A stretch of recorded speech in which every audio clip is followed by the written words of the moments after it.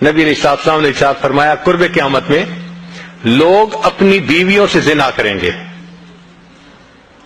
ہم نے حدیث پاک پڑھی تو ہمیں سمجھ نہیں آئی.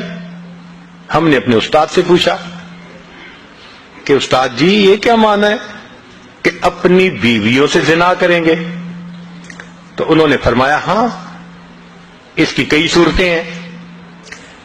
ایک صورت تو اس کی یہ ہے کہ مرد یا عورت کوئی کفریہ بول دے اور نکاح ٹوٹ جائے اور ان کو اس کا پتہ ہی نہیں کہ نکاح ٹوٹا یا نہیں. اور واقعی آج تو کفریہ کلمات کا علم ہی نہیں لوگوں کے پاس. بہت سینسیٹیو مسئلہ ہے یہ. مالا بدہ من میں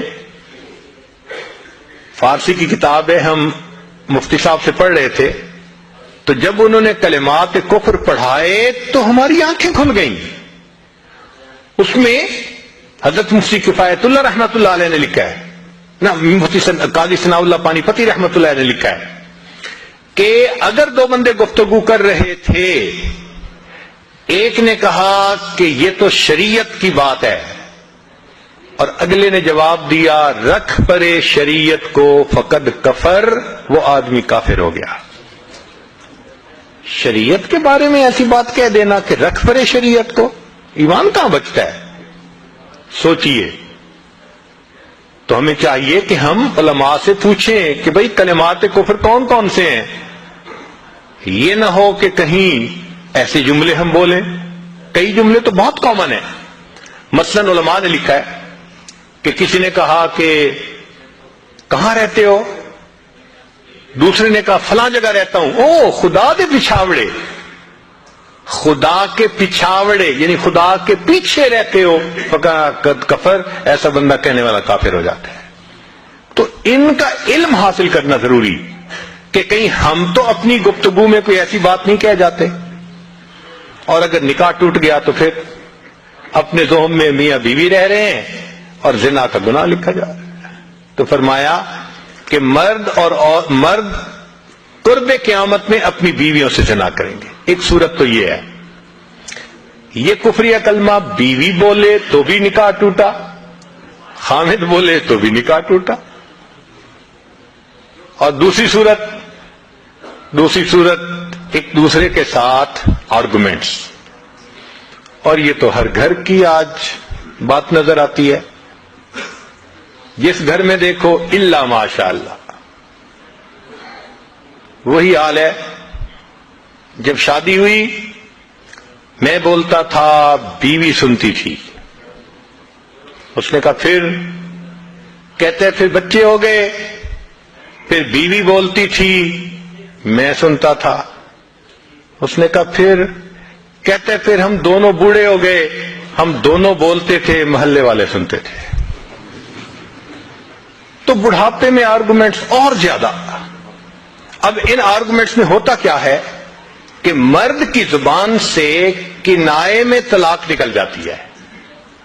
کنایا کہتے ہیں کہ لفظ تو طلاق کا نہیں بولا, لیکن بات ایسی کر دی کہ جس کا مفہوم طلاق والا ہوتا ہے,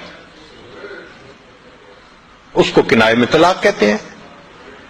اب یہ گناہ بہت زیادہ ہے کہ غصے میں کہہ دیتے ہیں چلی جا, مجھے تیری کوئی ضرورت نہیں آج کے بعد. اس قسم کے الفاظ کہ جس کا نتیجہ یہ نکلے کہ تو میری بیوی نہیں ہے,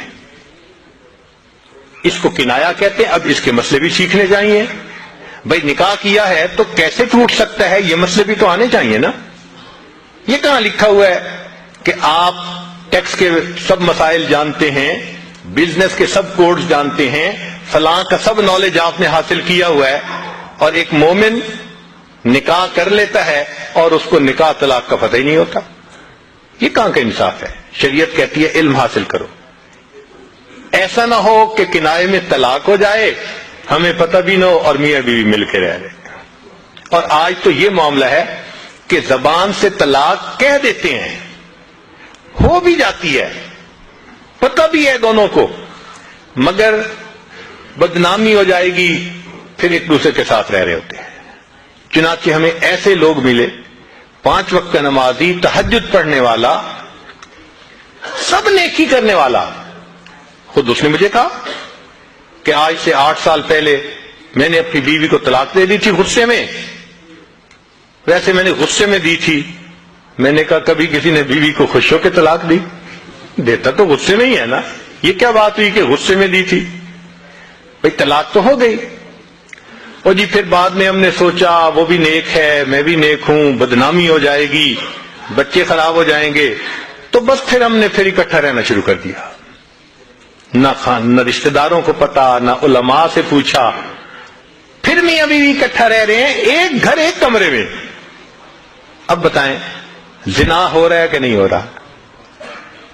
قربان جائیں اس سچے نبی صلی اللہ علیہ وسلم کی مبارک زبان پر 1400 سال پہلے وارن کر دیا تھا کہ قرب قیامت میں لوگ اپنی بیویوں سے زنا کریں گے. آج اس بات کی ضرورت ہے ہم دین کو پڑھیں, دین کو سمجھیں, دین کو سیکھیں, تاکہ اپنی زندگی شریعت کے مطابق گزار سکیں. اور یہ ایسا گناہ ہے زنا, اللہ اکبر, کہ قرآن مجید میں اس کے لیے فرمایا خالدین وَيَخْلُدُ فِيهِ مُحَانَا, خالدین فیہا کا لفظ آیا. تو مفسرین نے اس پر نقطہ لکھا کہ کافر ہمیشہ ہمیشہ جہنم میں رہیں گے, مومن مسلمان خطاکار کے لیے خالدین کا لفظ. تو مفسرین نے اس کا جواب دیا جی ہاں, یہ آپس میں انوالو تھے نا, تو کہتے تھے ہم کبھی ایک دوسرے کو نہیں چھوڑیں گے, ہم کبھی نہیں چھوڑیں گے ایک دوسرے کو. یہ جو وعدے کرتے تھے ہم کبھی ایک دوسرے کو نہیں چھوڑیں گے, ہمیشہ ساتھ رہیں گے, اللہ فرماتے ہیں میں بھی تمہیں پھر ہمیشہ ہمیشہ کا عذاب دوں گا. ایک حدیث پاک میں ہے قیامت کے دن اللہ تعالیٰ کے سامنے بوڑھا زانی آئے گا, اللہ تعالیٰ اس کے چہرے کی طرف نہیں دیکھیں گے.